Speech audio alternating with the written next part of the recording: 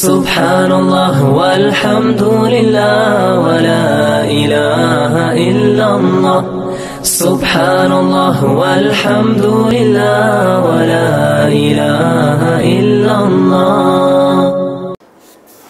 تو یہ نظام بنایا اللہ تعالی نے باہمی تعاون و تناصر کا عالمی طور پر، یہ بہت بڑا احسان ہے اللہ کا۔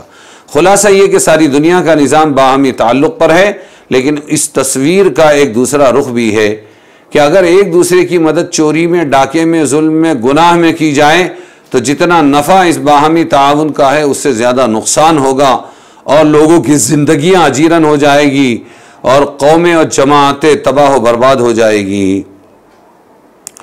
معلوم ہوا کہ تعاون تو ہونا چاہیے، لیکن بھلے کاموں میں یہی فرمایا اللہ تبارک و تعالی نے، تعاونوا علی البر والتقوی، تعاون کرو لیکن نیکی میں اور پرہیزگاری میں کرو، برائی میں مت کرو۔ پھر اللہ تعالی نے قومیتوں کو تقسیم کیا۔ شروع میں جتنے انسان تھے وہ آبادی کم تھی تو وہ 4 سمتوں میں تقسیم تھے۔ وہ قوم کس بنیاد پر تھی؟ بھئی یہ مشرقی ہے، یہ مغربی ہے، یہ شمالی ہے، یہ جنوبی ہے۔ جیسے عربوں میں بھی تھا کہ یہ بنی ہاشم ہے، یہ بنو تمیم ہے، بنو خزاعہ ہے اور فلانی قوم ہے۔ اور ہمارے بھارت کے اندر تو آج تک اونچ نیچ اور اونچی ذات نیچی ذات کی تفریق چل رہی ہے۔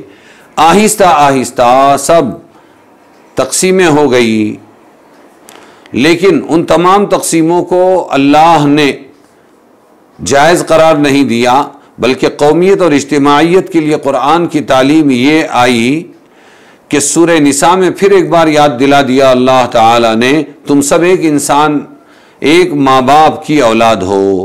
حضور صلی اللہ علیہ وسلم نے حجۃ الوداع میں خطبے میں اعلان کر دیا، کسی عربی کو عجمی پر یا گورے کو کالے پر کوئی فضیلت نہیں، بلکہ مدار کا فضیلت کا تقوی پر ہے۔ ان اکرمکم عند اللہ اتقاکم، تم میں سب سے زیادہ باعزت وہ ہے جو سب سے زیادہ اللہ تعالی سے ڈرنے والا ہے۔ اور یہ بھی تعلیم دی، انما المؤمنون اخوہ، تمام ایمان والے کیا ہیں؟ بھائی بھائی ہے۔ جی، حبشہ کے کالے بھجنگ کو سرخ ترکی اور رومی کا عجم کی نچلی ذات کے انسانوں کو عرب کے قریشی اور ہاشمی کا بھائی بنا دیا۔ قومیت اور برادری اس بنیاد پر قائم کی اللہ نے اور اس کے رسول نے کہ اللہ اور اس کے رسول کو ماننے والے ایک قوم اور نہ ماننے والی دوسری قوم، بس یہی وہ بنیاد تھی جس نے ابو جہل ابو لہب کے خاندانی رشتوں کو رسول کریم صلی اللہ علیہ وسلم سے توڑ دیا اور بلال حبشی اور صہیب رومی کا رشتہ رسول سے جوڑ دیا۔ حتیٰ کہ قرآن کریم نے اعلان کیا، خلقکم فمنکم کافر ومنکم مؤمن، اس اللہ نے تم کو پیدا کیا، تم میں پھر کچھ لوگ کافر ہو گئے، کچھ لوگ مومن ہو گئے، بس یہ تقسیم ہے۔ باقی برادریاں ذات پات اونچ نیچ ہمارے یہاں نہیں ہیں۔ پھر اللہ نے یہ بتلایا کہ دیکھو تعاون اپنے والا سمجھ کے مت کیا کرو، بلکہ بر اور تقوی پر تعاون کیا کرو، پھر وہ کوئی بھی کیوں نہ ہو۔ یہ بھی نہیں فرمایا تعاونوا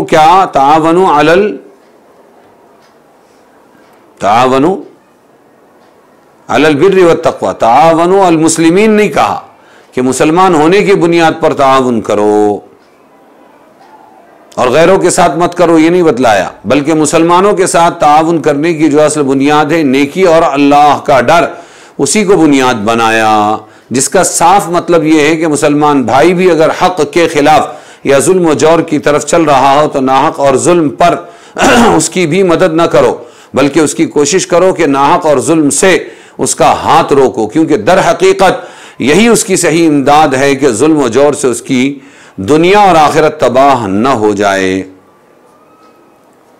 حدیث پاک میں انصر اخاک ظالما و مظلوما، اپنے بھائی کی مدد کرو وہ ظالم ہو یا مظلوم ہو۔ صحابہ نے پوچھا کہ مظلوم کی مدد کرنا سمجھ میں آتا ہے، ظالم کو کی مدد کیسے کریں گے؟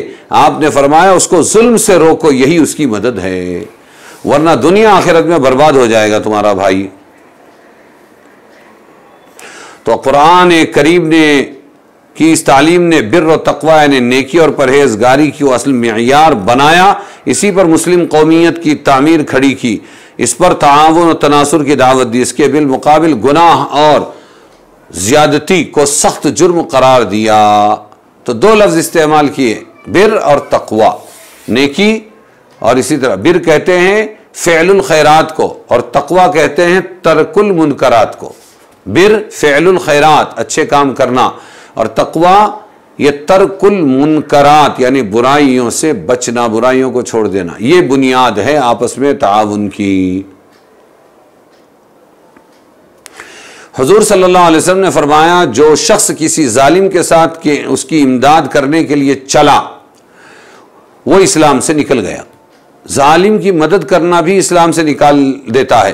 اسی پر سلف صالحین نے ظالم بادشاہوں کی ملازمت اور عہدہ قبول کرنے سے سخت احتراز کیا کہ اس میں ان کی ظلم کی امداد و اعانت ہے۔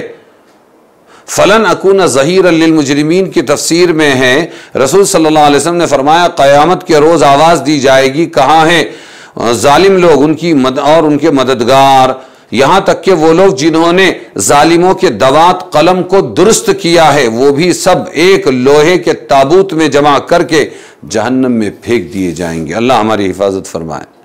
یہ ہے قرآن و سنت کی وہ تعلیم جس نے دنیا میں نیکی، انصاف، ہمدردی اور خوش خلقی پھیلانے کے لیے ملت کے ہر فرد کو ایک داعی بنا کر کھڑا کیا، اور جرائم، ظلم و جور کے انسداد کے لیے ہر فرد ملت کو ایک ایسا سپاہی بنا دیا جو خفیہ اور علانیہ اپنی ڈیوٹی بجا لانے پر خوف خدا کی وجہ سے مجبور ہے۔